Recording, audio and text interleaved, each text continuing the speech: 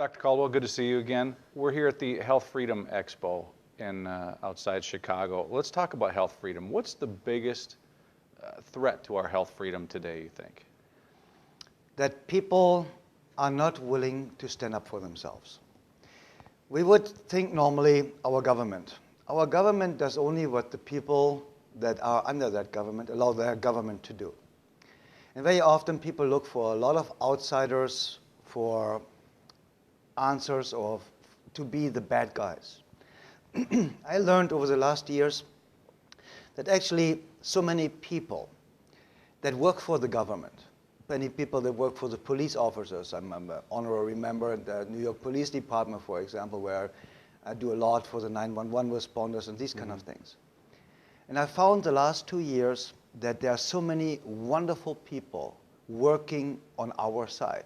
I found so many people contacting me for the military and saying, we only do what we are supposed to do, but when the time is right, we are willing to do our right thing, whatever this right thing might be. But our greatest threat is that people are willing to calm down. They are willing, if somebody just says, okay, we're going to take care of this, they stop fighting back. And now whoever is behind all of this, if we call it the New World Order, or if we call it the Illuminati, or we just call it the greedy guy that works for the pharmaceutical industry, it doesn't really matter at the end of the day how we call these people.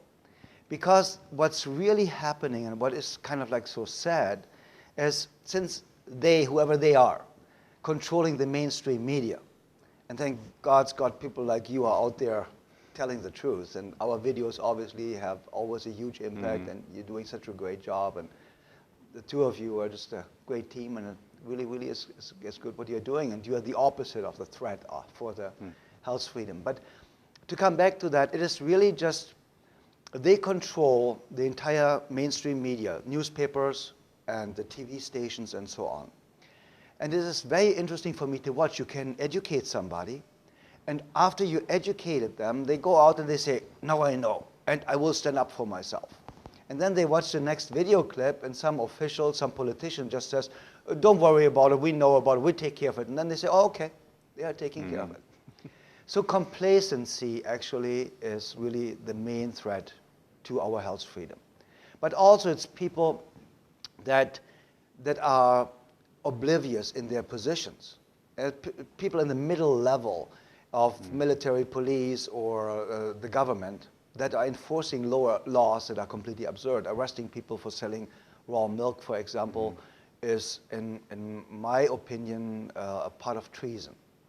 Because if you fight your own people, if you create a war, or you fight a war against your own people, that, in my opinion, is treason.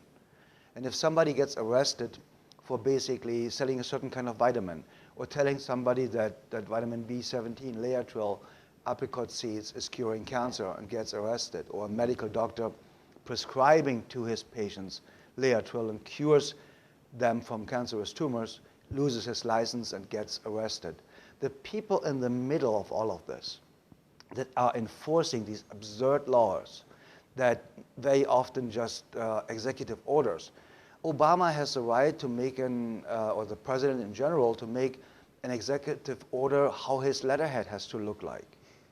He has absolutely no lawful right to make law with an executive order. This is another threat to our health freedom or freedom in general. The politicians dare to do things they are absolutely not allowed to do. It's completely unlawful. But everybody's just swallowing it. And if somebody runs into opposition, or they say, oh, President so-and-so did it before. So, okay, if my neighbor murdered somebody a year ago, so it's okay to murder somebody in this neighborhood? It's absurd. I mean, it's really, really absurd. And we're getting more and more to a point where we have to learn to stick together. We have calculated it down, not we personally, some of my friends, that about the entire Earth physically is run and controlled and owned, all the companies, all the physical landmass, by about 300 families, about 7,000 people. We are 7 billion. These 7,000 people control us, suck us out, put us in jail for no reason, no lawful reason, and they're living off our pain. And we are we need to start communicating with each other. They are out there telling certain TSA agents, okay, bother the people that go through it, bother a certain kind of people. But not all TSA agents are bad. I had to learn that because at the beginning I thought all TSA agents are bad. And I figured out they're not. There's a lot of nice people. There's a lot of people like us out there.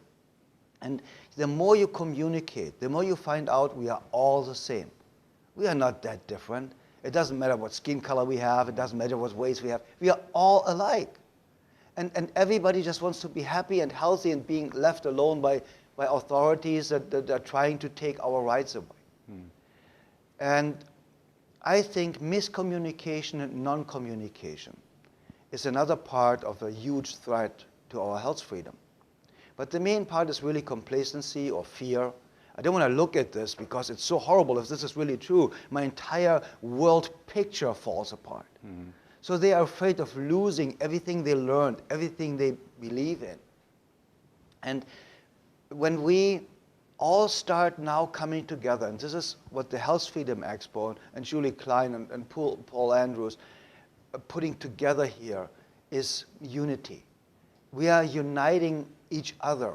We started to communicate with each other. I'm communicating, to be honest, now at the Health Freedom Expo with people I wouldn't have really wanted to talk with years ago.